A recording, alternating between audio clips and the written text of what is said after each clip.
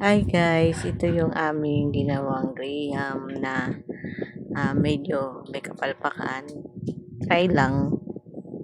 Ito na yung paglalagay namin ng konting gatas.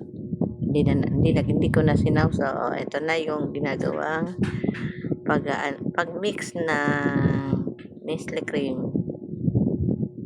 Ayan, nagtalsikan na yung aming kasi kakaunti lang yung aming Nestle cream.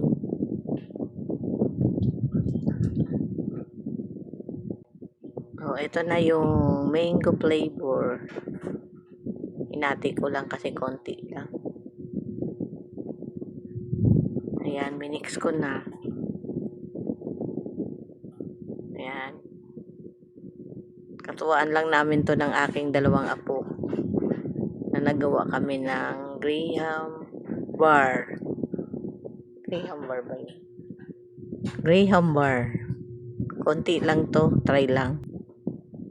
Habang minimix ko itong aking ginawang graham bar na, ayan, sinalit ko na sa Tupperware. Ayan, pinuno ko na kahit konti lang ang laman, hindi pa sumayad dun sa pasensya na kayo, konti lang. Ayan, sinaid ko pa yung mga natira-tira. Ayan, nilagay ko na yung pang ibabaw na graham bar. Ayan.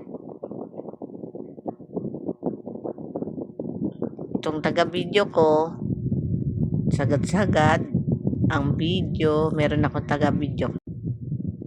Ang pamagat ng aking graham bar ay graham palpak. Pasensya na kayo, baka next time ma-full ko na ang gawa nito. Ma-perfect ko na.